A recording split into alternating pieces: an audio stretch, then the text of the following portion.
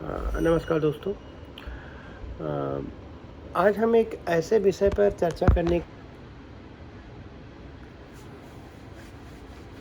दोस्तों, मैं बैठा हूँ इस वक्त, क्या नाम है,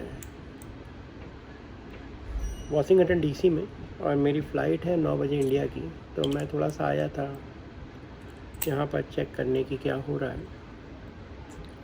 तो आपको पता ही होगा कि मीटिंग जो है वो 15 अगस्त यानी हमारे इंडिपेंडेंस डे में अलास्का में क्या नाम है कि अरेंज की गई है। अब किसी को कोई भी फ़र्क नहीं पड़ रहा है दोस्तों।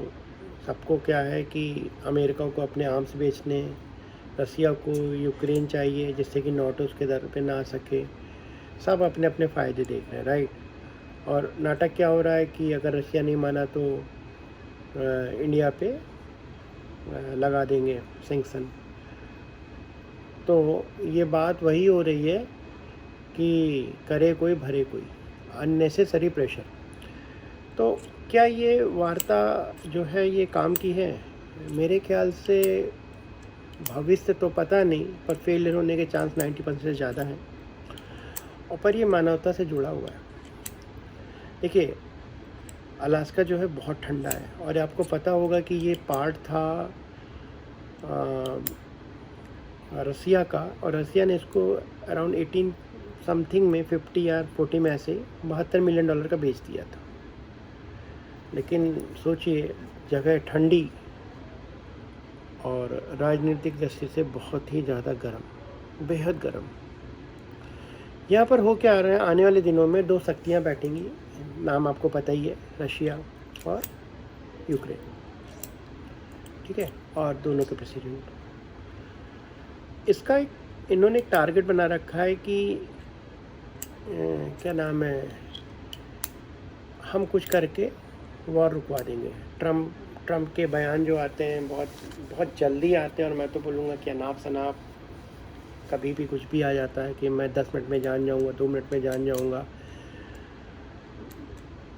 ही is the biggest what to say like old, I would say oldest democracy of world and behaving like it, I would से।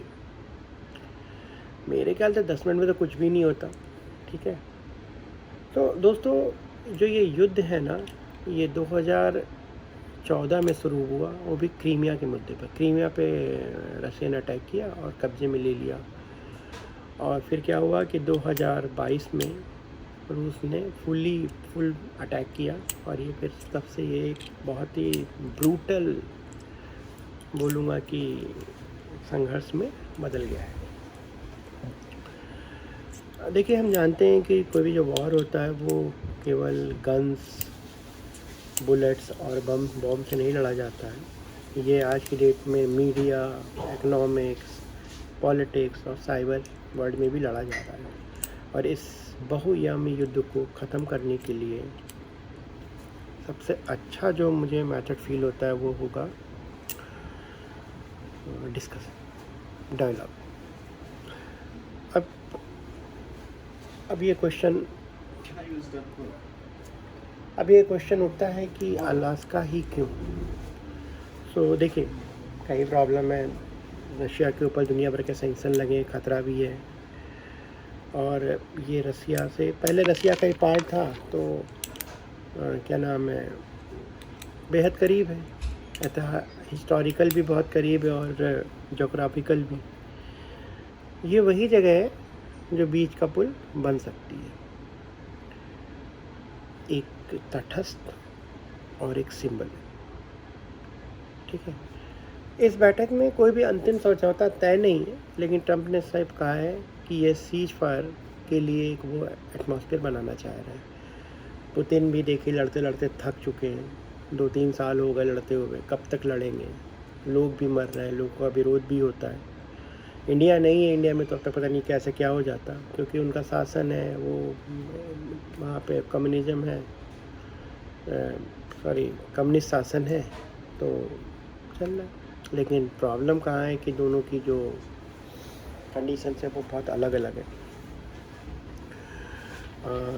यूक्रेन is selling कि we will not going to leave, not even a single inch of our का 1 inch का भी हिस्सा नहीं छोड़ेंगे अपनी ज़मीन का। एंड रसिया चलेंग लाइक कि छोड़ना तो पड़ेगा, जो हमारे कब्जे में है वो हमारे कब्जे में है। देखिए, युद्ध को रोकना कभी भी आसान नहीं होता है जितना हमें लगता है। सोचिए, तो पहला जो चैलेंज है वो विश्वास है। सारे जो वॉर हैं वो क्या होता है, पेपर पे सीज फायर हो जाता है, पर ऑन द ग्राउंड चलता ही रहता है। आपने देखा ही होगा, इंडिया पाकिस्तान के बीच में सीज फायर हुआ, लेकिन अगले दिन bombing, gunning, everything was going on. दूसरा जो चैलेंज है वो है पॉलिटिकल प्रेशर। यूक्रेन के बहुत सारे लोग मर गए और रशिया में भी हो गए, तो दोनों देशों पर दबाव है कि वो किसी भी हालत में हार ना स्वीकार करें। इतनी कुर्बानी, सेक्रीफाइस देने के बाद सब ये चाहते हैं कि they should win the war. जो थर्ड है वो है अंतर्राष्ट्रीय हित, राइट। देखिए, इस युद्ध में सभी जुड़े हुए हैं, यूरोप, अमेरिका, चीन, इंडिया, सबकी जो इकोनॉमिकल कंडीशन है वो धीरे धीरे वीक होती जा रही है।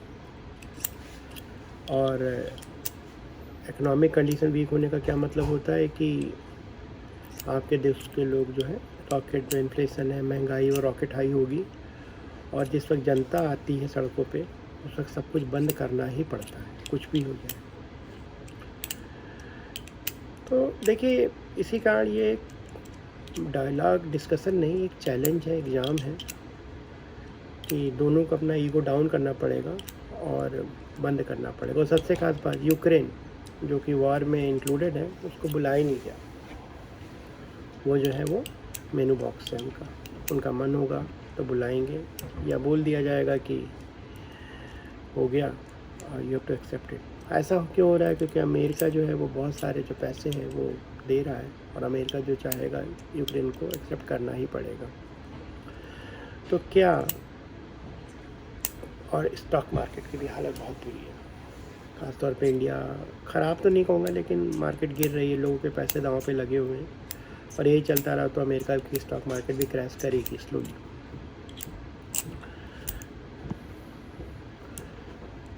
अब आप कोई भी वॉर देखो, चाहे वो इंडिया पाकिस्तान का हो, या अभी इजराइल फ़लस्तीन का चल रहा हो, या फिर अभी आर्मेनिया और अज़रबैजान का हो, सारे जो हैं वो डायलॉग से ही ख़त्म हो। इवन 1945 का जो वर्ल्ड वॉर था वो भी, मैं गया था यहाँ पे वर्ल्ड वॉर 2 मेमोरियल देखने, लेकिन डायलॉग चाहिए। तो अलास्का सम्मेलन जो है, हम तो ईश्वर से प्रार्थना करेंगे कि सक्सेसफुल हो और ये वॉर यहीं रुक जाए, क्योंकि लोग ऐसे ही मरते रहेंगे और